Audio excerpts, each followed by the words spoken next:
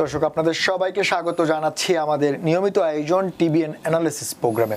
আপনারা জানেন আমরা এই অনুষ্ঠানে চেষ্টা করে থাকি আপনাদেরকে অভিবাসন, ট্যাক্স অথবা আপনাদের দৈনন্দিন জীবনে যেই সমস্যাগুলো আপনারা ফেস করছেন সেগুলো নিয়ে নানা রকমের সমাধান এবং নানা তথ্য আপনাদের সামনে তুলে ধরার চেষ্টা থাকে আমাদের এই অনুষ্ঠানে।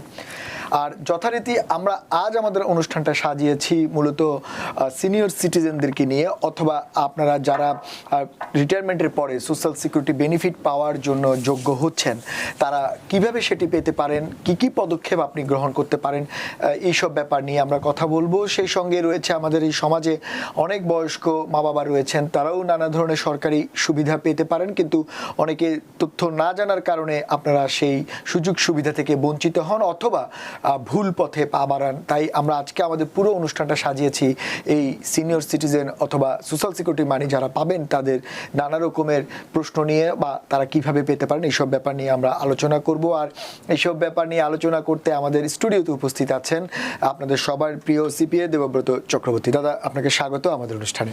ধন্যবাদ শান্ত আপনাকে, সেই সাথে ধন্যবাদ জানাচ্ছি টিবিএন 24 এর সকল দর্শককে যারা আজকে আমাদের এই লাইভ অনুষ্ঠান দেখছেন। দাদা, আমরা যেহেতু আজকে আমি বললামই আমার বিষয়তে যে আমরা সিনিয়র সিটিজেনদের নানা রকমের সুবিধা আমাদের প্রবীণ যারা রয়েছেন সেই সঙ্গে সোশ্যাল সিকিউরিটি নিয়ে কথা বলবো। একটু শুরুতে তাহলে আপনি আমরা সোশ্যাল সিকিউরিটি নিয়ে শুরুতে বলি, তারপরে সোশ্যাল সিকিউরিটি মানিটা ব্যাপারটা হচ্ছে যে একটা প্রচলিত ধারণা আছে যে সোশ্যাল সিকিউরিটি টাকা পাওয়া, বেনিফিট পাওয়া খুবই কঠিন একটা ব্যাপার এবং অনেক শর্ত নাকি পূরণ করতে হয়, অনেক কিছু নাকি এখানে থাকে। শুরুতেই আপনি শুধু একটু প্রাইমারি লেভেলে বলেন যে সোশ্যাল সিকিউরিটি বেনিফিট পাওয়ার প্রাথমিক শর্তগুলো কি কি এবং কখন থেকে এটি পাওয়া শুরু হয়? হ্যাঁ, যাই হোক, ধন্যবাদ আপনাকে। তো এখন শুরুতেই বলি যে আসলে এই সোশ্যাল সিকিউরিটি বেনিফিট বেসিক্যালি যারা এল্ডারলি পারসন, কারণ এটার একটা নির্দিষ্ট এইজ আছে শুরুতে, যেটা বলতে হয় যে এটার মিনিমাম এইজ হচ্ছে 62। আচ্ছা, এটা হচ্ছে মানে আপনি voluntary you can take the social security benefit at 62, not before that. আর ফুল রিটায়ারমেন্ট এজ হচ্ছে 67। তার মানে আপনি 62-তে চাইলে বেনিফিট স্টার্ট করতে পারেন সোশ্যাল সিকিউরিটি বেনিফিট নেওয়া, if you are eligible, but এর আগে পারবেন না। আর 67 হচ্ছে ফুল রিটায়ারমেন্ট এজ। তবে প্রশ্ন হচ্ছে যে এই যে 62 থেকে 67 পর্যন্ত, এর মানে সোজা কথা 67-এর আগে যদি আপনি স্টার্ট করেন 62 থেকে, সেই ক্ষেত্রে কিন্তু বেনিফিটটা 30% মান্থলি বেসিস পার্মানেন্টলি কমে যাবে আনটিল ইউর ডেথ। যে কারণে আমরা অ্যাডভাইস করি যাতে ফুল রিটায়ারমেন্ট এইজেই মানুষ বেনিফিটটা নেয়। তো যাকে আমরা ডিটেলস আলোচনা করব এই সোশ্যাল সিকিউরিটি বেনিফিট নিয়ে।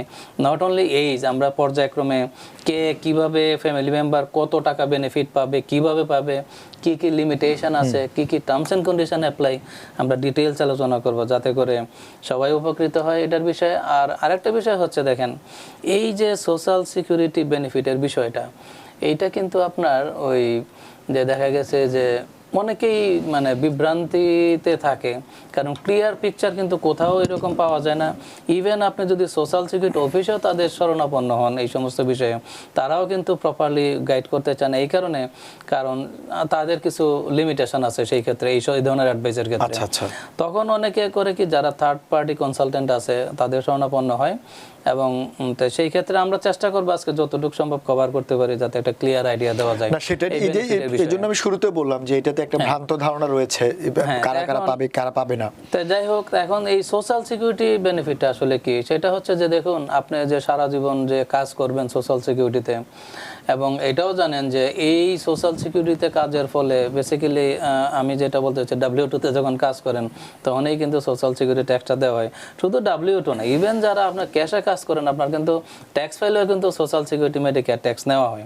তো সেই ক্ষেত্রে দেখা যায় যে আলটিমেটলি সবাই কম বেশি, এই যারা ক্যাশে কাজ করে, ইভেন যারা W2-তে কাজ করে, সবাই কিন্তু অ্যাট দ্য রিটায়ারমেন্ট এজ যেটা মিনিমাম 62 এবং ফুল রিটায়ারমেন্ট এজ 67, একটু আগেই বললাম, কম বেশি বেনিফিট সবাই পায়।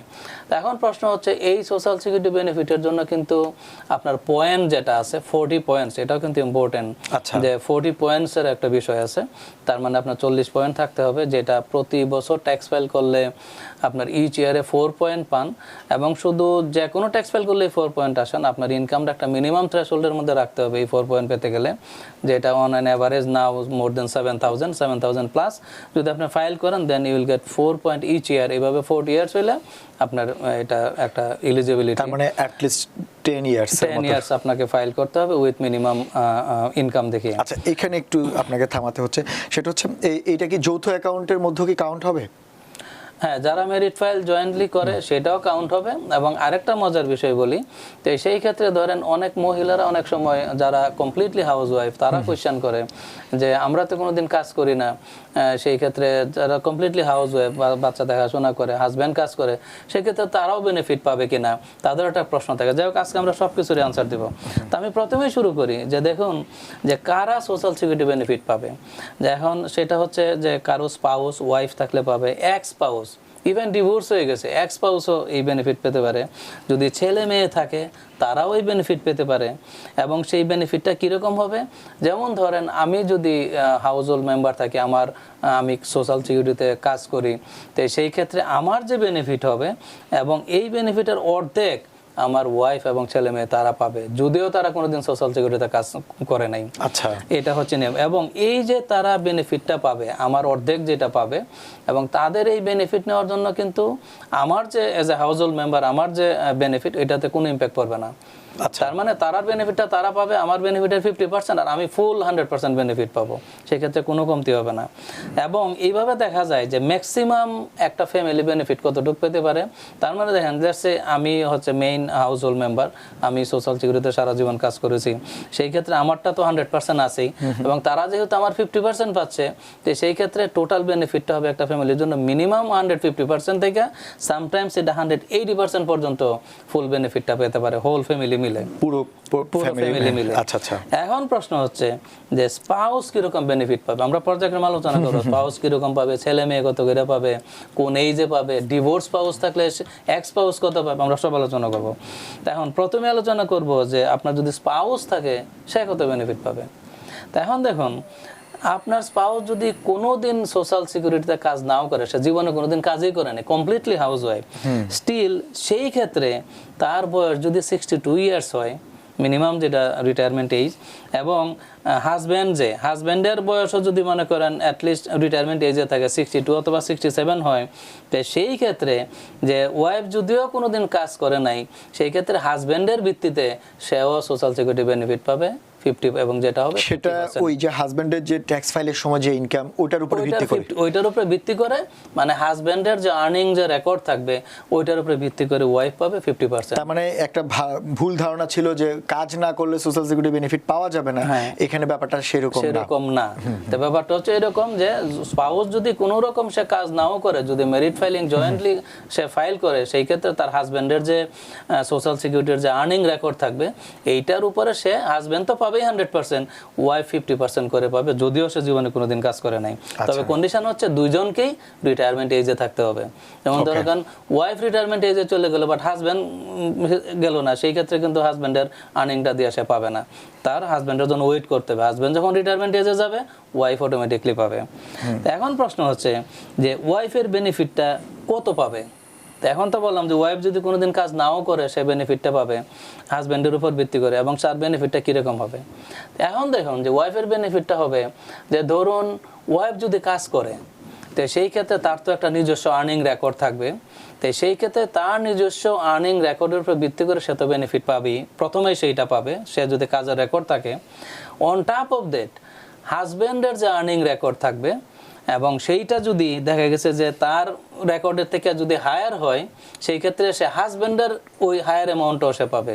এবং এইভাবে দেখা গেছে যে তার কাজের ওন রেকর্ডের ভিত্তিতে বেনিফিট প্লাস হাজব্যান্ডের কাজের রেকর্ডের ভিত্তিতে যে হায়ার বেনিফিট, এই দুইটা কম্বাইন করে যে ম্যাক্সিমাম বেনিফিট হয় সে ম্যাক্সিমামটাই পাবে। তার মানে ওয়াইফেরটা তো সে পাবেই তার ভিত্তিতে, ইভেন হাজব্যান্ডের কাজের রেকর্ডের উপরে ভিত্তি করে যে হায়ার আর্নিং যেটা থাকবে এইটার বেনিফিটও সে পাবে, এইভাবে সে ম্যাক্সিমাম বেনিফিটটা পাবে। আচ্ছা, তো এখন প্রশ্ন হচ্ছে আরেকটা বিষয় যে দেখুন, এই যে আমরা বলতেছি যে মিনিমাম হচ্ছে 62 ইয়ার্স যেটা রিটায়ারমেন্ট বেনিফিট স্টার্টিং এজ, আর যেটা ফুল রিটায়ারমেন্ট আমরা বলতেছি 67, আফটার 67 পুরোটাই পাবে, তখন একদম ফুল বেনিফিট। এখন ধরুন আপনি 62 ইয়ার্স এজে আপনার বেনিফিট নেওয়া শুরু করলেন, যে আপনারা ধৈর্য কুলাচ্ছে না, যে হু নোজ আমি যদি মরে যাই 67 পর্যন্ত, you don't want to wait, সেই ক্ষেত্রে যদি আপনি 62 বেনিফিট নেওয়া শুরু করেন, সেই ক্ষেত্রে জানেন হয় কি, তখন আপনার বেনিফিটটা অ্যাটলিস্ট 30% মান্থলি বেসিস এটা কমে যায়। কারণ কি জানেন এই সোশ্যাল সিকিউরিটি বেনিফিট আপনার প্রতি বছরই কিন্তু এটা বাড়তে থাকে, কারণ আপনার যখন ইনকাম অ্যাড হয় এটার সাথে বাড়তে থাকে এবং কম্পাউন্ডিং বেসিসে আপনার বেনিফিটটাও বাড়তে থাকে। তার মানে আপনি যদি আর্লি স্টেজে বেনিফিটটা নিয়ে নেন সেই ক্ষেত্রে কিন্তু এই যে এডিশনাল যেটা 62 পরে আরও 5 বছর এটা কিন্তু আপনি পাচ্ছেন না। তখন দেখা যায় যে অন অ্যাভারেজ 30% আপনার বেনিফিটটা কমে যায়।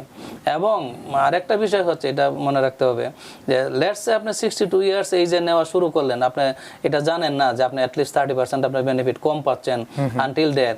এই ক্ষেত্রে যদি আপনি রিয়েলাইজ করেন 1 বছর পরে গিয়ে যে আমি তো বেনিফিট কম পাচ্ছি 30% এভরি মান্থ, এবং দেখা যেতেছে আপনার সুস্বাস্থ্য আপনি আরও 10 বছর বাঁচবেন, সেই ক্ষেত্রে আপনি অনেক টাকা কম পাচ্ছেন। তখন নিয়ম হচ্ছে যদি 1 বছরের আগে যদি আপনি রিয়েলাইজ করেন যে no I am getting less benefit 30%, তখন আপনি করতে পারেন কি এটা সারেন্ডার করতে পারেন। সোশ্যাল সিকিউরিটি বলতে পারেন যে hey actually I took the benefit mistakenly, I don't even know that I am getting 30% less benefit every month. তো সেই ক্ষেত্রে আপনি যদি যে পরিমাণ টাকা পেয়েছেন 1 বছর এটা যদি সারেন্ডার করেন যে I don't want to take that now, এই যে দেখো এই যে তোমার টাকা আমি এই 8 মাস বা 9 মাসে আমি যা পেয়েছি, here is your money, I want to surrender but I want to wait until full retirement age, যেটা 67।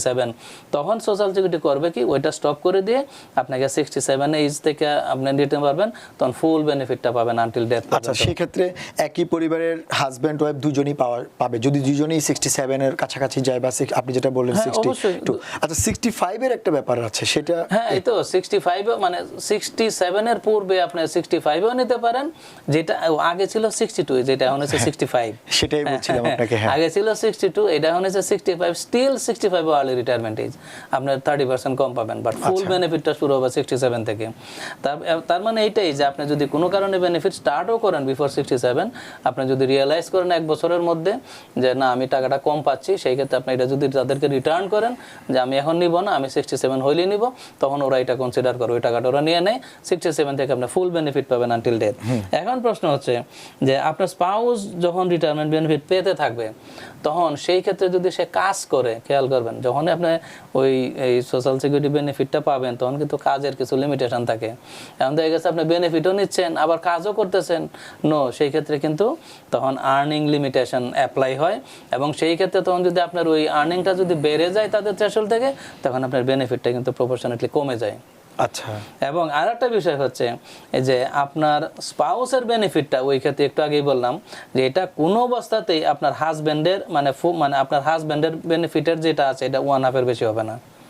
মানে আমি একটু আগেই বলছি যে স্পাউস যদি কোনোদিন কাজ না করে সেই ক্ষেত্রে তো হাজব্যান্ডের 50% পায়, তো সেই ক্ষেত্রে স্পাউসের বেনিফিটটা হাজব্যান্ডের 50%-এর বেশি হবে। আচ্ছা, আর আবার একটা একটু থামাতে হচ্ছে, আবার একটা এরকম ব্যাপার আছে হাজব্যান্ডও কাজ করে ওয়াইফও কাজ করে, দুজনেই ভালো ইনকাম করেছে তাদের অতীতে, এবং দুজনেই আবার জয়েন্ট অ্যাকাউন্টও করলো, আবার একটা জয়েন্ট ফাইলিং করলো, সেক্ষেত্রে বেনিফিটটা কি বাড়বে কিনা, বা সেক্ষেত্রে বেনিফিটটা কিভাবে আপনারা ক্যালকুলেট করেন?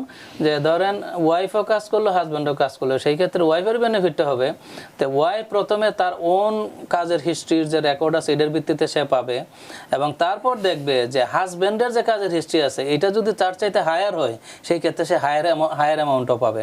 তার মানে তারটা তো সে পাবেই, হাজব্যান্ডের কাছ থেকে সে তার হায়ার অ্যামাউন্টটা পাবে, এইভাবে কম্বাইন্ডলি ম্যাক্সিমাম যে বেনিফিটটা সে পুরোটা এনজয় করবে। তার মানে ওয়াইফ তো এখানে বেশি সুবিধা বেশি পাচ্ছে, তারটা তো পাবেই, অন টপ অফ দ্যাট তার স্পাউসের থেকেও সে হায়ার অ্যামাউন্টও পাবে। তার মানে আমাদের সমাজে যে প্রচলিত যে অনেকে বলে যে ওয়াইফরা হাউস ওয়াইফ থাকে বা অল্প সময় কাজ করে, বা তার মানে হচ্ছে ব্যাপারটা টোটালি একটা রং ধারণার মধ্যে আছে। তার মানে ওয়াইফের সুবিধা বেশি, যদি ওয়াইফ নিজেও কাজ করে প্লাস আবার হাজবেন্ডও কাজ করে, সেক্ষেত্রে আবার কাজ না করলেও তো পাচ্ছে, একটু কাজ না করলেও পাচ্ছে, জীবনে সে কাজ করলো না তারপরে সে হাজবেন্ডের 50% পাবে। তার মানে এটা একটা বিগ অপরচুনিটি। তারপরে এখনই শেষ না, আরো আমরা কন্টিনিউ করতেছি। এখন দেখুন আরেকটা মজার বিষয় হচ্ছে আপনার স্পাউস যদি জানুয়ারি 2, 1954 এর পূর্বে যদি জন্ম হয়, খেয়াল করেন তো এইজটা হচ্ছে আপনার স্পাউস যদি জানুয়ারি 2, 1954 এর পূর্বে জন্ম হয় এবং সে যদি ফুল রিটায়ারমেন্ট এইজে থাকে, লেটস সে 67, সেই ক্ষেত্রে সে চুজ করতে পারে কোন বেনিফিটটা আগে নেবে। কারণ লেটস সে যদি কাজ করে তার কাজের ভিত্তিতে তো বেনিফিট পাবেই, আবার হাজবেন্ডের যে কাজের রেকর্ড আছে ওইটার ভিত্তিতে সে বেনিফিট পাবে। এবং সেই ক্ষেত্রে তার জন্মটা যদি জানুয়ারি 2, 1954 এর পূর্বে হয়, তখন সে ফুল রিটায়ারমেন্ট এইজে সে যদি মনে করে যে না, আমি আগে আমার হাজব্যান্ডের যে রেকর্ডের ভিত্তিতে যে বেনিফিটটা আছে আমি এইটা আগে নিব, আমারটা আমি ডিলে করব, আমারটা আমি পরে নিব, সেটা সে চুজ করতে পারে। আচ্ছা, ও চাইলে সেই অপশনও রয়েছে। হ্যাঁ, বাট কন্ডিশন হচ্ছে তার জন্মটা অবশ্যই জানুয়ারি 2, 1954 এর পূর্বে হতে হবে, আগে হতে হবে। সেই ক্ষেত্রে সে চুজ করতে পারবে তার বেনিফিটটা কোনটার ভিত্তিতে আগে নেবে। সে চাইলে তার হাজব্যান্ডের ভিত্তিতে সে আগে নিতে পারে, তারটা ডিলে ডেফার্ট করতে পারে। আবার কন্ডিশন হচ্ছে তার জন্ম যদি জানুয়ারি 2, 1954 এর পরে হয়, সেই ক্ষেত্রে এই যে তার যে অপশন যে কোনটা আগে নেবে কোনটা পরে নেবে, ওইটা তখন আর থাকবে না। তখন সে যে কোনো একটার ভিত্তিতে যদি অ্যাপ্লাই করে, আলটিমেটলি সে বোথ বেনিফিটই পাবে। আচ্ছা, এই হচ্ছে স্পাউসের বেনিফিট, এতক্ষণ আলোচনা করলাম। তারপর আরেকটা হচ্ছে যে এতক্ষণ তো বললাম যে স্পাউস যদি ফুল রিটায়ারমেন্ট এজে থাকে, যেটা 67 বা 65 বলতেছি, এখন আরেকটা অপশন আছে যে স্পাউস কিন্তু যে কোনো এজেও আবার এই বেনিফিট পেতে পারে, মানে 67 হওয়ারও দরকার নাই। সেক্ষেত্রে কন্ডিশন অ্যাপ্লাই, মানে আমি তো এতক্ষণ বলতেছি যে আপনার আইদার 67 ও 65, ওটা হচ্ছে বেসিক একটা এটা ব্যাপার, বেসিক, এটা হচ্ছে এক্সেপশন। একটা অপশন আছে এক্সেপশন যেটা, সেই ক্ষেত্রে সে এনি এজ, যে কোনো এইজেই সে এই বেনিফিটটা নিতে পারে। সেটা কি রকম, তার যদি কোনো মানে ধরেন হাজবেন্ড মারা গেল, মাইনর চাইল্ড আছে 16 এজের নিচে, অথবা ডিসেবল চাইল্ড আছে 22 এর নিচে, অথবা চাইল্ড আছে ফুল টাইম স্টুডেন্ট 19 এর নিচে, সেই ক্ষেত্রে কিন্তু এই স্পাউস যে কোনো এইজে সেই বেনিফিটটা নিতে পারে যদি তার হাজবেন্ড মারা যায়। আর যদি ডিভোর্স হয়, সেটাও বলতেছি, ডিভোর্স প্রসেসের ক্ষেত্রে আসতেছি ওয়ান বাই ওয়ান। না, সেটাও তো প্রশ্ন থাকে, মারা যাওয়া যেমন হাজবেন্ড ছাড়া ডিভোর্স হতে পারে, ডিভোর্সের ক্ষেত্রে পাবে। তো যাই হোক, আমরা প্রথমে দেন কভার করলাম কি স্পাউস কভার করলাম, আর হাজবেন্ডেরটা তো আমরা জানতে আছি সে ফুল 100% বেনিফিট পাবে তার কাজের ভিত্তিতে। এখন আসেন ছেলে মেয়ে কিরকম বেনিফিট পাবে। তখন দেখুন যে এখন যে আপনি যদি হাউসহোল্ড মেম্বার থাকেন এবং আপনি যদি ফুল রিটায়ারমেন্ট এইজে থাকেন, সেই ক্ষেত্রে আপনার যদি ডিপেন্ডেন্ট চিলড্রেন থাকে, তারাও কিন্তু এই বেনিফিটের জন্য এলিজিবল। এখন এই ডিপেন্ডেন্ট চিলড্রেনের ডেফিনেশন আবার বলা আছে, কোন কোন চিলড্রেনরা পাবে। আপনার বায়োলজিক্যাল চাইল্ড, আপনার যে মানে নিজের সন্তান পাবে। অ্যাডপ্টেড চাইল্ড, আপনি যদি কাউকে অ্যাডপশন নেন, ইভেন তারাও পাবে। স্টেপ চাইল্ড, আপনার যদি স্টেপ চাইল্ড আগের পক্ষের থাকে, মানে আগের পক্ষের কোনো সন্তান থাকে, তারাও পাবে। Even grand child also may qualify, grand চাইল্ডও পেতে পারে এই বেনিফিট আপনার কাজের ভিত্তিতে, আপনার যদি আপনার ফুল রিটায়ারমেন্ট এইজে। সেই ক্ষেত্রে দেখেন এই চাইল্ড এই বেনিফিটটা তখনই পাবে, কন্ডিশন কি, অবশ্যই তাকে আনম্যারিড হইতে হবে ওই চাইল্ডকে। আন্ডার এজ অফ 18, তার 18 বছরের নিচে থাকতে হবে এই চাইল্ডকে এই বেনিফিটটা পেতে গেলে। আবার 18 থেকে 19 পর্যন্ত পাবে যদি ফুল টাইম স্টুডেন্ট থাকে। আবার 18 থেকে 22 পর্যন্ত পাবে, 22-এর নিচে পর্যন্ত যদি ডিসেবিলিটি থাকে, সেই ক্ষেত্রে ওই চাইল্ড এই বেনিফিটটা পাবে। এখন প্রশ্ন হচ্ছে যে এই চাইল্ড যখন এজ 18 হবে, তখন এই বেনিফিটটা স্টপ হবে যদি না সে ডিসেবল থাকে। ধরেন 18-এ নর্মালি এটা স্টপ হয়ে যাবে, আর যদি ডিসেবল থাকে তাহলে 22 পর্যন্ত সেটা পাবে। আবার 19 পর্যন্ত পাবে যদি ফুল টাইম স্টুডেন্ট থাকে, একটু আগে যেটা বললাম। এবং প্রশ্ন হচ্ছে এই তো 19 পর্যন্ত পাবে যদি ফুল টাইম স্টুডেন্ট থাকে। এবং আরেকটা বিষয় হচ্ছে, এখন সেম থিং, এই চাইল্ড যদি কাজ করে এট দ্য সেম টাইম, যখন সে বেনিফিটটা পায়, সেই সাথে একই সাথে যদি চাইল্ড কাজ করে, তখন সেম আর্নিং লিমিটেশন অ্যাপ্লাই, একটু আগে যেটাই বললাম। কারণ যখন আপনার সোশ্যাল সিকিউরিটি বেনিফিট নেবেন, আপনার আর্নিংয়ের একটা লিমিটেশন থাকবে। যখনই আর্নিংটা এর বেশি হবে, তখন হয় কি বেনিফিটটা আস্তে আস্তে ফেজ আউট হবে। তবে এখানে প্রশ্ন হচ্ছে যে চাইল্ড বেনিফিট পাওয়াকালীন সময়ে যদি চাইল্ড কাজ করে, সেই ক্ষেত্রে তার ওন বেনিফিটটা প্রপোর্শনেটলি কমবে আর্নিং লিমিটেশনের কারণে, কিন্তু সেই ক্ষেত্রে প্যারেন্টসের ক্ষেত্রে কোনো ইম্প্যাক্ট হবে না, প্যারেন্টসটা সে তার বেনিফিট পাবে। কিন্তু দাদা আপনি বললেন যে মানে 18 বছরের নিচে হতে হবে চাইল্ডের বয়স, ঠিক আছে? তো তাহলে 55 বছরে গিয়ে কিডস মানে 17 বছর, 55 থেকে আপনি 67 বছরে যদি হয়, মানে ব্যাপারটা কি ওরকম নাকি আগে? না, এটা হচ্ছে ছেলে মেয়েদের বেনিফিটের ক্ষেত্রে, মানে বাবা মার, ধরেন আপনি ফুল রিটায়ারমেন্ট এইজে আছেন, আপনি মানে ওই সোশ্যাল বেনিফিট পাচ্ছেন। আচ্ছা, আপনার ছেলে মেয়েরাও পাবে, বাট কোন ছেলে মেয়েরা? যাদের বয়স আন্ডার এজ 18, ওকে, মানে তার যদি আগের কোনো সন্তান থাকে এবং তারা যদি 18 প্লাস থাকে, তার 18 নিচে যদি থাকে সে পাবে, আর 18 প্লাস থাকলে কখন পাবে? যদি ফুল টাইম স্টুডেন্ট থাকে 19 পর্যন্ত পাবে। আচ্ছা, ফুল টাইম। আবার 22 পর্যন্ত পাবে যদি ডিসেবল চাইল্ড থাকে। ওকে, ডিসেবলের জন্য 22 আর স্টুডেন্টের জন্য 19 আর আদারওয়াইজ 18। না, একটু বোঝার জন্য আপনাকে হয়তো আমাকে প্রশ্নগুলো করতে হচ্ছে দাদা। আমি আর একটু আলোচনা করব, আমাদের বেশ কিছু প্রশ্ন অনলাইনে আমাদেরকে করেছেন, আমরা একটু প্রশ্নগুলো নিয়ে আসি, কারণ পরে তো সময় পাওয়া যাবে না। আমাদের জাকিয়া জেমিন আমি একজন বলছেন যে উনি জব করে কিন্তু সেই জবে রিটায়ারমেন্ট আছে, সোশ্যাল সিকিউরিটি দেয় না, কিছু বলেন প্লিজ। মানে ওনাকে হয়তো সোশ্যাল সিকিউরিটি টাকা দেয় না, কি বলতে চাইলো আমি বুঝতে পারি। এখন শুনেন, এখন প্রশ্ন হচ্ছে যে জবের কিন্তু এই যে 401k, যেটা 401k তো একটা থাকে জবের ক্ষেত্রে, সেটা তার কন্ট্রিবিউশন থাকে, অনেক সময় এটা এমপ্লয়াররা ম্যাচ করে, সেটার থেকে কিন্তু একটা রিটায়ারমেন্ট বেনিফিট আসে। তা আমরা যেটা আলোচনা করতেছি এটা হচ্ছে সোশ্যাল সিকিউরিটি বেনিফিট। ডেফিনেটলি সে যদি W2 তে জব করে তার কিন্তু সোশ্যাল সিকিউরিটিতেও টাকা যাচ্ছে, কারণ W2 থেকে তো এটা কেটে নেয়। তো সেই ক্ষেত্রে তখন কিন্তু তার দুইটা রিটায়ারমেন্ট বেনিফিট পাবে। দেখেন, মানে যাদের 401k আছে এটা তো সেপারেট, এটা কিন্তু nothing to do with the social security benefit. তার মানে আপনার যদি 401k থাকে, লেটস সে আপনি 10% কন্ট্রিবিউট করতেছেন, আপনার এমপ্লয়ার ম্যাচ করতেছে 10%, এটা কিন্তু একটা ফান্ডিং এ জমা হচ্ছে। সেই ক্ষেত্রে তো সে রিটায়ারমেন্টে যেটা পাবে এটা separately. On top of that আপনার যে W2 থেকে যে সোশ্যাল সিকিউরিটি মেডিকেয়ার ট্যাক্স কাটতেছে, এই সোশ্যাল সিকিউরিটি ট্যাক্স কাটার জন্য আপনার সোশ্যাল সিকিউরিটি থেকে আপনার ওই রিটায়ারমেন্ট বেনিফিট পাবে। যারা 401k তে জব করে তাদের জন্য দুইটা পাবে, ডাবল অপরচুনিটি, ডাবল অপরচুনিটি তারা দিতে পারবে। একই রকম প্রশ্ন আরেকজন এমডি মাসুম বলছে যে এই ক্ষেত্রে W2 তে কাজ করতে হবে না অন্য ইনকাম থাকলেও হবে? এখন দেখুন যে W2 তে কাজ করলে তো ডেফিনেটলি সোশ্যাল সিকিউরিটিতে সে টাকা দিচ্ছেই। ইভেন আরেকটা দেখেন, এই কোশ্চেন অনেকে করে যে যারা ট্যাক্সি চালায়, বলে যে দাদা আমরা তো ট্যাক্সি চালাই, আমরা তো কোনো W2 তে জব করি না, তা আমরা কিভাবে সোশ্যাল সিকিউরিটি বেনিফিট পাবো?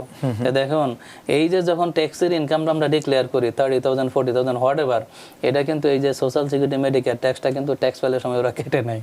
আচ্ছা, কারণ ট্যাক্সির যে ট্যাক্সটা আসে দেখবেন $3,000-4,000 ট্যাক্স চলে আসে এই অল্প কিছু ইনকামে, কারণ তারা তো আর এই social security Medicare tax advance দেয় না, যখন ট্যাক্স ফাইল করে এই টাকাটা তখন কাইটা নেয়, এবং এই যে সোশ্যাল সিকিউরিটি টাকাটা কাটতেছে ওইটাই রিটায়ারমেন্ট অ্যাকাউন্ট থেকে জমা হচ্ছে, যেটা সে 67 ইয়ার্স অথবা ভলিউন্টারি যেটা 65। মানে আপনি বলতে চাচ্ছেন যারা 1099 এ জব করে তাদের জন্য তারাও পাবে এটা, তাদের জন্য এটা সুযোগ আছে। মানে আপনারা যখন ট্যাক্স ফাইল করছেন তার মানে একটা অংশ কেটে নিচ্ছে নিয়মিত, ট্যাক্স ফাইলের সময় নিয়ে নিচ্ছে, কারণ তাদের তো W2 নাই যে W2 তে কাটবে, সেই ক্ষেত্রে তখন এই টাকাটা ট্যাক্স ফাইলের সময় নিয়ে ওই ফান্ডে জমা হচ্ছে। মানে তার মানে সোশ্যাল সিকিউরিটি মানে কোনো না কোনো ভাবে জমা হচ্ছে এবং ডিপেন্ড করে কে কত কম, মানে কারো হয়তো বেশি, কারো হয়তো কম। যারা W2 তে জব করে তারা ডেফিনেটলি একটু বেশি দেয়, কারণ তারা রেগুলার বেসিসে দিচ্ছে, আর যারা 1099 বা ক্যাশে জব করে তাদের তো একটু কম হয়।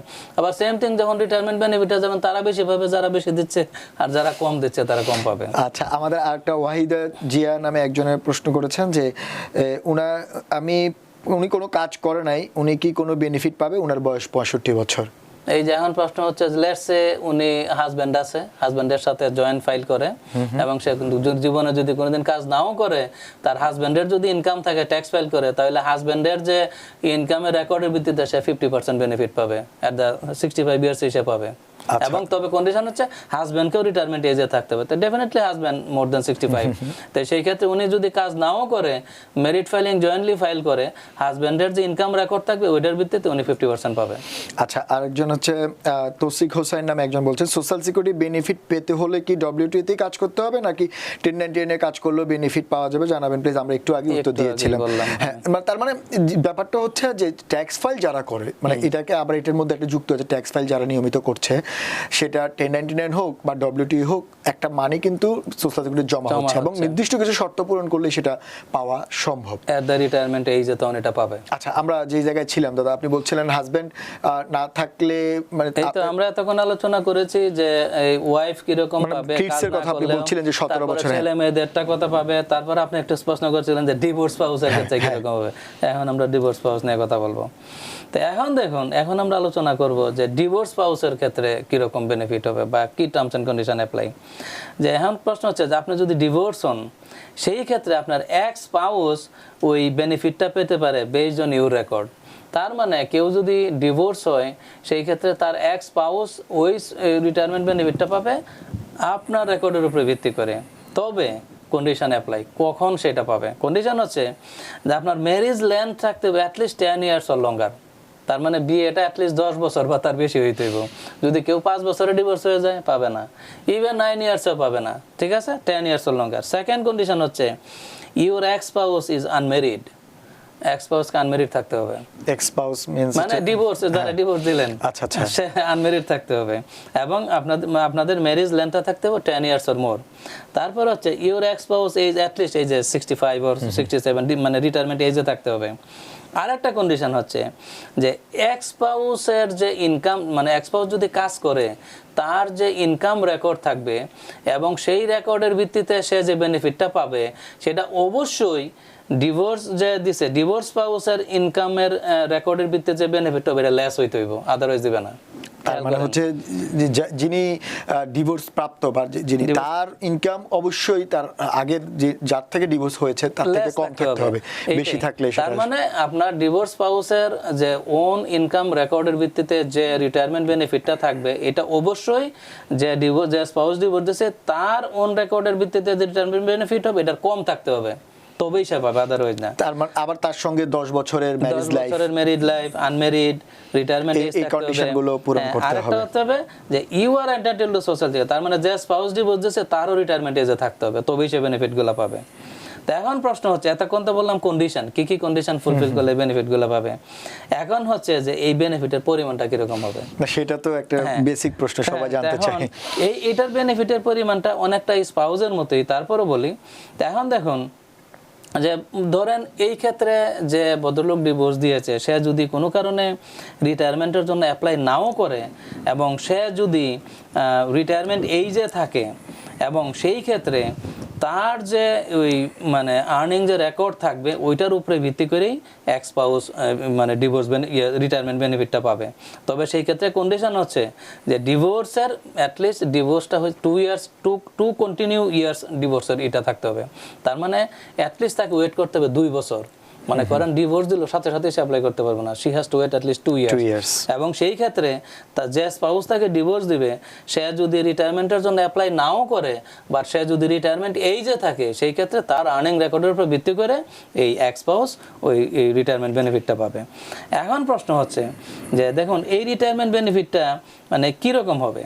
তো প্রথমে সেম থিং ওই স্পাউসের মতোই, যে প্রথম সোশ্যাল সিকিউরিটি দেখবে যে তার যদি কাজের ওন হিস্ট্রি থাকে, সে যদি কাজ করে তো সেই ক্ষেত্রে তার কাজের ওন হিস্ট্রির ভিত্তিতে তার ওন রেকর্ডের ভিত্তিতে যে বেনিফিটটা হবে সেটা তো সে পাবেই। অন টপ অফ দ্যাট যে স্পাউসের যে ডিভোর্স স্পাউসের যে যদি যে কাজের যে হিস্ট্রি থাকবে, তার যে আর্নিং রেকর্ড থাকবে, এইটার বেনিফিট যদি তার চাইতে হায়ার হয় সেই ক্ষেত্রে তারটা তো সে পাবেই। On top of that divorce স্পাউসের যে হায়ার আর্নিং রেকর্ড থাকবে এইটাও সে পাবে। তার মানে দুইটা কম্বাইন্ড হয়ে যে ম্যাক্সিমাম বেনিফিট সে দুইটাই এনজয় করবে ডিভোর্স স্পাউস। কিন্তু দাদা আমাদের জাকিয়া নামে একজন জানতে চেয়েছেন যে এই বেনিফিটগুলো কি নিউ আমেরিকার সব স্টেটে একই রকম? এভরি স্টেট এর সোশ্যাল সিকিউরিটি তো শুধু নিউ ইয়র্কের জন্য সেটাই জানার যে এটা 50 স্টেটের জন্য সেম রুল অ্যাপ্লাই প্রত্যেকের জন্য, এটা নট অনলি নিউ ইয়র্ক। আমরা আজকে যে আলোচনা করতেছি পুরো আমেরিকা জুড়ে একই রকম, আমেরিকার সোশ্যাল সিকিউরিটি তো একটা ওয়ান বডি। সেটা দর্শকের অত প্রশ্ন থাকতেই পারে, দে কন্ট্রোল দ্য হোল ইউএসএ। তারপর আরেকটা হচ্ছে এখানে শেষ হয় নাই যে এই এক্স স্পাউসের তার মানে সে তো তার বেনিফিট তো পাবেই তার কাজের ভিত্তিতে। On top of that divorce স্পাউসের ভিত্তিতে তার যদি হায়ার ইনকাম থাকে কম্বাইনলি সে দুইটাই পাবে। এখন প্রশ্ন হচ্ছে যে এই এক্স স্পাউস তার জন্ম যদি সেম থিং জানুয়ারি 2, 1954 এর পূর্বে যদি হয় তো সেই ক্ষেত্রে সে চুজ করতে পারে কোন বেনিফিটটা আগে নেবে। সে চাইলে তার রেকর্ডের ভিত্তিতে যে বেনিফিটটা আছে সেটা সে আগে নিতে পারে, সে চাইলে তার স্পাউস ডিভোর্স স্পাউসের রেকর্ডের ভিত্তিতে যে হায়ার বেনিফিট এইটা সে আগে নিতে পারে, তারটা সে ডিলে করতে পারে, তারটা সে পরে নিতে পারে, কারণ সেও তো কাজ করে, তার অপশন থাকবে সেটা। কিন্তু জন্ম যদি জানুয়ারি 2, 1954 এর পূর্বে হয়, আর যদি তার জন্ম জানুয়ারি 2, 1954 এর পরে হয় সেই ক্ষেত্রে তখন তার অপশন থাকবে না কোনটা আগে পরে নেবে। তখন সে যে কোনো একটা বেনিফিটের জন্য যদি অ্যাপ্লাই করে ultimately she will get both benefit together, তখন এই অপশনটা থাকবে না। এখন আরেকটা প্রশ্ন হচ্ছে যে সেম থিং এক্স স্পাউস যদি কাজ করে, তো যখনই কেউ কাজ করবে while they are receiving the benefit সেই ক্ষেত্রে কিন্তু আর্নিং লিমিটেশন অ্যাপ্লাই। এবং এটার মানে হচ্ছে তখন যে যদি কাজ করে at the same time say benefit নেয়, তখন তার ওই সোশ্যাল সিকিউরিটি বেনিফিটটা আচ্ছা প্রপোর্শনালি এটা তো ফেজ আউট হবে। মানে আপনি যেটা বলেন কাজ করলে তো সেটা পাবেই না, সেটা মানে না সেটা মানে পাবে কিন্তু ফেজ আউট হতে ফেজ থাকবে। আউট। কিন্তু প্রশ্ন হচ্ছে যে অনেকে জানতে চায় যে এই অ্যামাউন্টটা কেমন হয়, মানে এই যে সোশ্যাল সিকিউরিটি একজন লোক সারা জীবন কাজ করলো, এবং আমেরিকাতে একটা কথা প্রচলিত যে সারা জীবন ট্যাক্স দিতে দিতে বা এই যে সোশ্যাল সিকিউরিটি মানি দিতে দিতে অনেকেই আছেন 30 বছর 25 বছরও জব করছেন, তারপরে গিয়ে রিটায়ারমেন্টে যাচ্ছেন। তো কি পরিমাণ মানে কেমন পরিমাণ অর্থ তারা পায় যেটা তাদের পরবর্তী জীবনের জন্য স্বাচ্ছন্দ্যে চলতে পারে? এখন এই অ্যামাউন্টটা ডিপেন্ড করবে যে আপনার এটা কি কোনো শতাংশ হিসাব আছে নাকি ওই রকম না, আপনার আর্নিং এর উপরে ডেফিনেটলি পার্সেন্টেজ আছে, বাট আপনার ইনকাম যদি হাই থাকে, ধরেন আপনার হায়ার ইনকাম, তার মানে কি you are contributing higher amount of social security money. Social security কিন্তু পার্সেন্টেজ আছে, আমার ধারণা social security and Medicare tax all together I think 15.30%। সেটাই আমি জানি, হ্যাঁ। মানে এই দুইটা ট্যাক্স, তার মধ্যে এই তো হ্যাঁ তার মধ্যে সোশ্যাল সিকিউরিটি একটা সার্টেন পার্সেন্টেজ আছে, 8 point something সম্ভবত। এটা আপনি জমা দিচ্ছেন প্রতিটা পেচেকে দিচ্ছেন। তার মানে আপনার যদি পেচেকের আর্নিং বাড়ে, that means you are contributing more. তা আপনি যেহেতু মোর কন্ট্রিবিউশন করতেছেন, যখন আপনি রিটায়ারমেন্ট এজে যাবেন ইউ উইল গেট মোর মানি। এবং সেই রিটায়ারমেন্ট এজে কি মান্থলি বেসিসে পাবে নাকি চাইলে কিভাবে নিতে পারে? মান্থলি বেসিসে প্রতি মাসে উনি এটা দিবে, সেটা ওনার কাছে চেক চলে আসবে এবং বা ব্যাংকে ডাইরেক্ট ডিপোজিট দেয়। আর সেই ক্ষেত্রে মনে করেন যদি আপনি কম টাকা দেন, যারা বিশেষ করে ক্যাশে কাজ করে তাদেরটা কম্পারেটিভলি কম হয়, কারণ তারা ওই পরিমাণ কন্ট্রিবিউট করে না। তো সেই ক্ষেত্রে তখন এটার পার্থক্য হয়ে যায়। তো এখন আরেকটা যেটা বলছিলাম যে ডিভোর্স স্পাউসের ক্ষেত্রে মানে এখন এই যে এটা আরেকটা কন্ডিশন হচ্ছে যে কাজ করলে তো কমবে, এটা বললামই। তারপর হচ্ছে যে যদি কেউ বিয়ে করে তখন কি হবে। তো এখন বলতেছে if you remarry your ex spouse still eligible for benefit if after certain requirement. তার মানে বলতেছে যে প্রথম তো বলছিলাম যে বিয়ে করতে পারবো না, তো এখন যদি বিয়ে করে তো সেই ক্ষেত্রেও তারা এই বেনিফিটের জন্য এলিজিবল হবে, but they have to meet certain requirement. কি requirement? Former spouse is deceased. তার মানে এই যে ভদ্রলোক মানে যে বিয়ে করবে তার ফর্মার স্পাউস যদি মারা যায়, সেই ক্ষেত্রে তখন সে বিয়ে করলে ওই বেনিফিটটা পাবে। আচ্ছা, ঠিক আছে। মানে যিনি ডিভোর্স দিচ্ছেন উনি যদি মারা যায়, মানে তার ফর্মার স্পাউস যদি মারা যায়, সেই ক্ষেত্রে উনি বিয়ে করলেও সেই বেনিফিটটা মানে কন্টিনিউয়াস থাকবে। তার মানে সুযোগ কিন্তু বন্ধ নাই, কোনো না কোনো ভাবে সেই সুযোগটা পাওয়ার ব্যাপার আছে। দাদা আমরা তো অনেকক্ষণ এই সোশ্যাল সিকিউরিটি বেনিফিট নিয়ে আপনি অনেকগুলো কথা বলবেন, যদিও এটা আরো ডিটেলস কিছু রয়েছে, আমরা সেটা নিয়ে বলবো। এটা গেল একটা সোশ্যাল সিকিউরিটি বেনিফিট একটা অংশ যারা কাজ করে, কিন্তু আমাদের সমাজে অনেক বয়স্ক মা বাবারা রয়েছেন, অনেক বয়স্ক প্রবীণ মানুষজন রয়েছেন, তাদের আসলে অনেকেই আপনি জানেন এখন আমেরিকার জীবনযাপন অনেক কঠিন হয়ে পড়েছে, ব্যয়বহুল একটা জীবনযাপন। তো আসলে এই বয়স্ক মানুষজন কি কি সুবিধা সরকার থেকে পেতে পারেন তাদের জীবনটা স্বাচ্ছন্দ্যে চালানোর জন্য, এবং সেগুলোর কি কি কন্ডিশন থাকতে পারে? হ্যাঁ, যাই হোক আমরা এখন আপনি যদি একটু সংক্ষেপে বলেন। আমরা এটা নিয়ে আলোচনা করব এখন। তো যাই হোক দেখেন, আমাদের যারা আমরা সংক্ষেপে যেটা বলি সিনিয়র সিটিজেন, মানে প্রবীণ যারা রয়েছে, প্রবীণ যারা আছে সিনিয়র সিটিজেন, তাদেরও অসংখ্য বেনিফিট আছে। অনেক সময় দেখবেন অনেকেই ফোন দেয় যে আসলে আমার এই যে তো কাজ করতে পারে না, কি কি বেনিফিটের জন্য এলিজিবল, অনেকে হয়তো সেক্ষেত্রে জানে না। তাই যাই হোক আমরা যতটুকু পারি এটা আলোচনা করব। তো এখন দেখুন এই যে এতক্ষণ তো এসএসআই নিয়ে কথা বলছি, তো যেহেতু এই সিনিয়র সিটিজেনের কথা আসতেছে, এখন এসএসডিআইও আমাকে বলতে হবে। যাই হোক এসএসডিআই পরে আসতেছে, আমি সিরিয়াসলি আসতেছি। প্রথমে আলোচনা করব প্রপার্টি ট্যাক্স ক্রেডিট। তো দেখুন যারা সিনিয়র সিটিজেন আছে অনেকেই বাড়ি ওন করে, সবাই তো আর ভাড়া থাকে না, এবং যারা বাড়ি ওন করে, যারা সিনিয়র সিটিজেন আছে, যাদের বয়স 65 ইয়ার্স ওর ওল্ডার, তাদের কিন্তু অপরচুনিটি আছে এই প্রপার্টি ট্যাক্স ক্রেডিট পাওয়ার ক্ষেত্রে। তো আমরা জানি যে নিউ ইয়র্ক সিটিতে কিন্তু ইভেন নিউ ইয়র্ক স্টেটে আপনার প্রপার্টি ট্যাক্স কিন্তু হায়ার। দেখা গেছে একটা 1 ফ্যামিলি হাউসের অ্যানুয়াল প্রপার্টি ট্যাক্স 7-8,000, 2 ফ্যামিলি হাউসে 8-9,000, even depends on the location, even sometimes even more.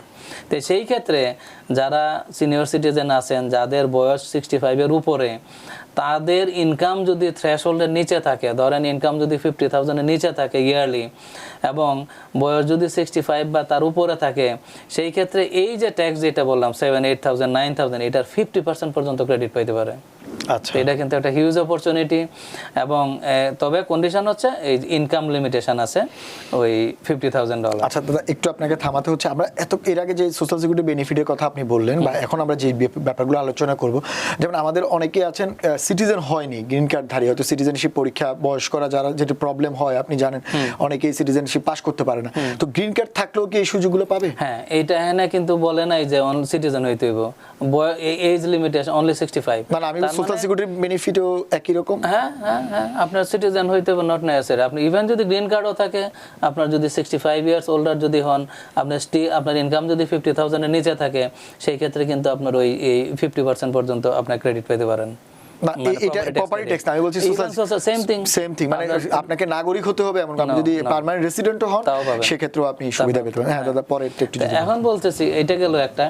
এখন হচ্ছে যে এখন ধরুন মাল্টিপল যদি ওনার থাকে, লেটস সে এমনও আছে, দেখা যায় যে একটা বাড়িতে 3 জন ওন করে, বাবা, ছেলে, মেয়ে। তো এখন সেই ক্ষেত্রে যদি মাল্টিপল ওনার যদি থাকে, সেই ক্ষেত্রে কিন্তু প্রত্যেকেরই কিন্তু 65 হওয়ার দরকার নাই। যে কোনো একজনের যদি 65 ইয়ার্স হয়, তখন তারা এটা কোয়ালিফাই করে। তবে ইনকামের ক্ষেত্রে সেই ক্ষেত্রে প্রবলেম আছে। যদি মাল্টিপল কেউ ওন করে, সেই ক্ষেত্রে কিন্তু এই যে 50,000 যে ইনকাম লিমিটেশন যেটা বললাম, তখন কিন্তু এরা কম্বাইন সবার ইনকামটা অ্যাড করবে। সবার ইনকাম অ্যাড করে যদি 50,000 এর নিচে হয়, এবং সেই ক্ষেত্রে যদি একজনের এজও 65 হয়, তারা এই 50% প্রপার্টি ট্যাক্স ক্রেডিটের জন্য কোয়ালিফাই করবে। এটা একটা বিগ অপরচুনিটি, অনেকেই জানে না। এবং এইটার অ্যাপ্লিকেশন ডেডলাইন হচ্ছে, যেমন ধরুন এটা কিন্তু প্রতি বছর মার্চের 15 তারিখ পর্যন্ত এটা চলে। যেমন ধরুন এই বছর মার্চের 15 তারিখ গিয়ে ডেডলাইন শেষ হয়েছে। তার মানে যারা 26 এ ক্রেডিট নিয়েছে, তাদের কিন্তু ডেডলাইন ছিল মার্চ 15। এখন আর অ্যাপ্লাই করতে পারবেন না, 26 গন। তার মানে নেক্সট ইয়ারে যখন আপনি মার্চ 15 এর মধ্যে অ্যাপ্লাই করবেন, তখন 27 এর জন্য এই ক্রেডিটটা পাবেন। আচ্ছা, তার মানে মার্চ 15 এর মধ্যে আপনাকে অ্যাপ্লাই করতে হবে। সেই ক্ষেত্রে ওই বছরের জন্য আপনার এই বেনিফিটটা তখন আপনি পাবেন। আর একবার যদি আপনার ওইটার জন্য কোয়ালিফাই করেন, you don't need to apply every year. তখন জাস্ট খালি সার্টিফাই করবেন, জাস্ট আপনার ইনকাম সার্টিফিকেশন। একবার যদি আপনি কোয়ালিফাই করেন, তখন আর প্রতি বছর অ্যাপ্লাই করতে হবে না। জাস্ট খালি প্রতি বছর তার ইনকামটা জানতে চাইবে, আপনার ইনকাম স্টিল 50,000 এর নিচে আছে কিনা। তো আপনার জাস্ট ইনকামটা ইজ ভেরি কুইক, আপনার ইনকামটা লিখে জাস্ট সিগনেচার দিয়ে দিবেন, ম্যাটার 1 মিনিট। তখন আপনি আবারও সেই 50% প্রপার্টি ট্যাক্স ক্রেডিট পেতে থাকবেন কন্টিনিউয়াসলি। তো এটা একটা বিগ অপরচুনিটি। তারপর আলোচনা করতে হয় ফুড স্ট্যাম্প। এখন দেখুন, এই ফুড স্ট্যাম্পটা কিন্তু নট অনলি সিনিয়র সিটিজেন, আমরা যা বলছি, এটা মোটামুটি যাদের ইনকাম কম থাকে, যারা লো ইনকাম থ্রেশহোল্ডে থাকে, এবং তারা কিন্তু প্রত্যেকেই সিনিয়র সিটিজেন বলেন, যারা সিনিয়র সিটিজেন ছাড়া আছে, এই ফুড স্ট্যাম্পটা সবাই পায়। এবং এই ক্ষেত্রে কন্ডিশন হচ্ছে আপনার রেসিডেন্সে থাকতে হবে অ্যাটলিস্ট 5 ইয়ার্স। এবং এই ফুড স্ট্যাম্প কিন্তু, এখানে আবার কথা আছে, এই ফুড স্ট্যাম্প কিন্তু only permanent resident and United States citizen তারাই পায়। এটা কিন্তু আবার যারা অ্যাসাইলাম, তারা কিন্তু এটা পাবে না। আপনাকে অবশ্যই পার্মানেন্ট রেসিডেন্ট অথবা সিটিজেন হতে হবে, গ্রিন কার্ডধারী অথবা সিটিজেন, এবং রেসিডেন্সি থাকতে হবে অ্যাটলিস্ট 5 ইয়ার্স। ইনকামটা থাকতে হবে থ্রেশহোল্ডের মধ্যে। সেই ক্ষেত্রে আপনারা তখন এই যে ফুড স্ট্যাম্পের বেনিফিটটা তারা নিতে পারে। এবং এটা কিন্তু একবারে কমও না, দেখা গেছে যে যারা ম্যারিড কাপল আছে, মান্থলি এভারেজে 550-র মতো এরা এই বেনিফিটটা পায় খাবার টাবার কেনার জন্য। না, কিন্তু এখন তো আবার সমাজে পাবলিক চার্জ বলে একটা ভয়েরও কারণ আছে। এখন দেখুন, আমি বলি, এখন এই পাবলিক চার্জের যে ডেফিনেশন, এখানে একটু ছোট্ট করে বলতে হয়, যে যদিও এটা আমার পার্ট না, এটা অ্যাটর্নিরাই ভালো বলে। যাই হোক, তারপর আমি বলি যে অনেকে প্রশ্ন করে যে মেডিকেড যেটা নিচ্ছেন, এইটা পাবলিক চার্জের মধ্যে পড়ে কিনা, ইভেন ফুড স্ট্যাম্প। তো এখন দেখুন যে মেডিকেড কিন্তু এরা ওই রকম পাবলিক চার্জে কিন্তু স্ট্রিক্টলি এটা পড়ে না। কারণ দেখুন, ইন্স্যুরেন্স বেনিফিট কম বেশি সবাই নেয় এখানে, কারণ যে এক্সপেন্সিভ, মানে most of the people they can't afford. সেই ক্ষেত্রে কিন্তু মেডিকেডটা আপনি ক্লাসিফাই করতে পারেন না ওই যে পাবলিক চার্জের ক্ষেত্রে। ফুড স্ট্যাম্প মেবি, বাট সেই ক্ষেত্রে ফুড স্ট্যাম্পও কিন্তু দেখুন, এটা জরুরি খাদ্য সহায়তা দেওয়া হয়। যারা অনেক সময় দেখা গেছে যে এই, আমি অনেক দেখছি যে অনেক ভালো বয়স্ক লোকজন ইনকামের কোনো জায়গা থাকে না। ইভেন আপনার বয়স্ক ছাড়াও আপনার যদি চাকরি চলে যায়, আপনি কি করবেন? লেটস সে আপনি ইয়াং, আপনার চাকরি নাই, আপনার তো খেয়ে বাঁচতে হবে নাকি? তখন যদি আপনি ফুড স্ট্যাম্প নেন, আমি সেই ক্ষেত্রে রঙের কিছু দেখি না, কারণ আপনাকে বাঁচতে হবে, আপনি কি না খেয়ে থাকবেন নাকি? তো সেই ক্ষেত্রে এটা এমন কোনো মেজর মানে, তবে হ্যাঁ আপনার শর্তগুলো পূরণ করতে হবে। সিস্টেম অ্যাবিউজ না করলেই হলো। আপনার যদি অনেকে আছে প্রয়োজন হলে আপনি নিতে পারেন। হ্যাঁ, আপনার অনেকে আছে ইনকাম হাইড করে নেন, আপনার দেখা গেছে যে ইনকাম আছে 100,000, সামহাউ ইউ আর হাইডিং, এবং ইনকাম ধরেন ক্যাশে আর্ন করতেছেন 200,000 কামান, বা ট্যাক্স পেলে দেখান 15,000 এবং ফুস্টাম নেন। আমি এইটার পক্ষপাতিত্ব না, বাট যারা রিয়েল ইনকাম নাই, চাকরি চলে যায়, তখন তো আপনার সার্ভাইভ করতে হবে। সেই ক্ষেত্রে আপনার ফুস্টাম নেওয়া নাথিং রং, সেই ক্ষেত্রে আপনার নিতেই পারেন। প্রয়োজন হলে বা যদি শর্ত পূরণ করা যায় সেটা নেওয়া যায়, সেটাই বলছে। তারপর আছে আপনার ক্যাশ অ্যাসিস্ট্যান্স।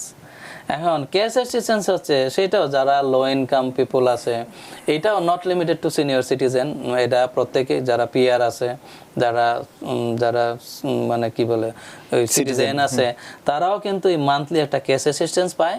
এটা খুব বেশি অ্যামাউন্ট না, যেটা একটা মিনিমাম একটা অ্যামাউন্ট দেয়, বাট এটাও আপনার অবশ্যই লো ইনকাম থাকতে হবে, এই আর একটা বেনিফিট আছে। হাউস রেন্ট সাবসিডি, গভর্নমেন্ট থেকে কিন্তু আপনাকে হাউস রেন্ট সাবসিডি দেয়, এইটাও not limited to senior citizen. এটা যাদের ইনকাম কম, যারা লো ইনকাম, যারা বাড়ি ভাড়া অ্যাফোর্ড করতে পারে না, ফর সাম রিজন ইনকাম নাই, সেই ক্ষেত্রে কিন্তু গভর্নমেন্ট থেকে আপনি হাউস রেন্ট সাবসিডি সেকশন 8 এর ব্যাপারটা না, সেকশন 8 ডিফারেন্স। এটা হাউস রেন্ট সাবসিডি, এটা আপনাকে ক্যাশ দেয় প্রতি মাসে। সেকশন 8 তো আপনাকে দেয়া গেছে যে রেন্ট সাবসিডি দেয়। মনে করেন সেকশন 8 আর এই হাউস রেন্ট সাবসিডির ক্ষেত্রে অনেকটা সেকশন 8 এর মতোই, বাট এটা আপনাকে ক্যাশ দেয়।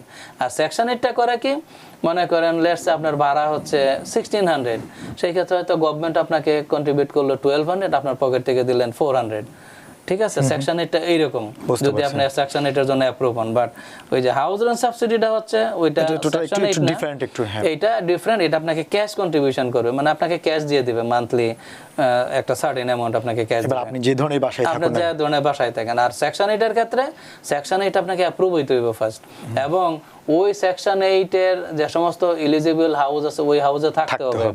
থাকলে পরে তখন গভর্নমেন্ট আপনাকে টোটাল যে রেন্ট থাকবে এটার ম্যাক্সিমাম 70-80% এর সাবসিডি দেয়, বাট এইটার সাবসিডিটা অনেক কম, এটার অ্যামাউন্ট অনেক কম হয়। তারপর আসেন Medicare part A, Medicare part B এর জন্য, এইটা আবার দাদা একটু, হ্যাঁ আমাদের সময়ও কম আসছে, একটু যদি দ্রুত বলতেন আপনি, সময় বেশি নাই রে। তো এখন আরেকটা হচ্ছে Medicare part A, Medicare part B. এখন দেখুন মেডিকেয়ার পার্ট যেটা, এটা হচ্ছে হসপিটাল ইন্স্যুরেন্স, আর পার্ট বিটা হচ্ছে মেডিকেল ইন্স্যুরেন্স।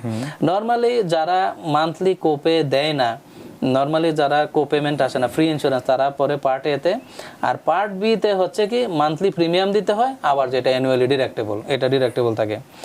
এখন হচ্ছে এসএসআই, এসএসডিআই, যেটা একটু আগে বললাম, এসএসআই তো আমরা আলোচনা করলামই, এখন এসএসডিআই বলবো। এসএসডিআই হচ্ছে মনে করেন যারা এসএসআই তে কোয়ালিফাই করে না, যারা কোনোদিন সোশ্যাল সিকিউরিটিতে কাজ করে না, কিন্তু আপনার মেডিকেল কন্ডিশন, তারা ডিজেবল, তারা seriously health condition, disable medical কন্ডিশনে থাকে, তারা কিন্তু এসএসডিআই পায়।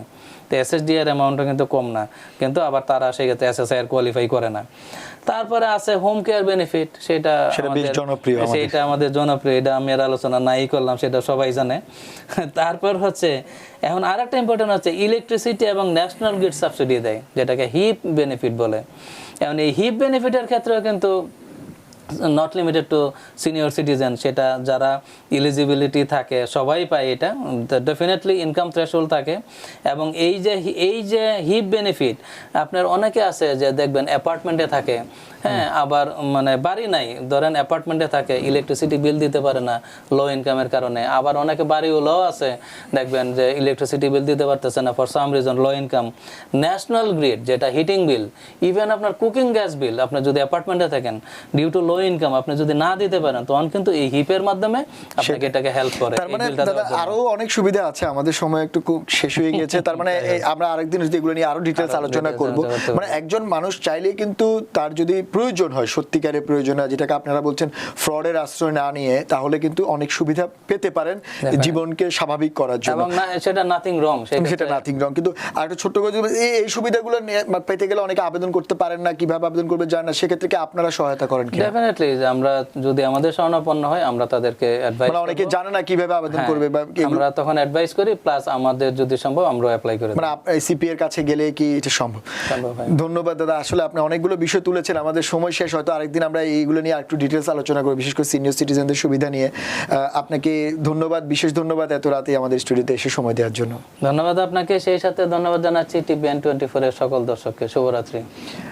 দর্শক, সেই সঙ্গে আপনাদেরও ধন্যবাদ। এতক্ষণ আপনারা শুনলেন, আসলে আমরা আলোচনা করেছি যারা আপনাদের ঘরে বা আমাদের ঘরে প্রবীণ মানুষ রয়েছে তাদের জন্য অনেক সুবিধা রয়েছে।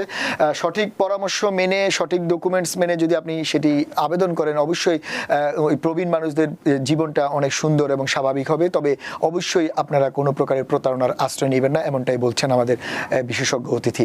আজ এ পর্যন্তই, অন্যদিন অন্য কোনো বিষয় নিয়ে আপনাদের সামনে আবারও হাজির হব, ততক্ষণ আমাদের সঙ্গেই থাকুন।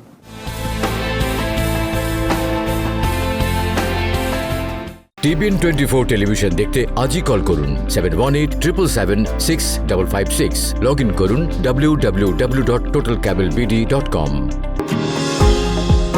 নিউ ইয়র্ক থেকে সম্প্রচারিত টিভিএন 24 টেলিভিশন বিশ্বজুড়ে বাঙালির কণ্ঠস্বর।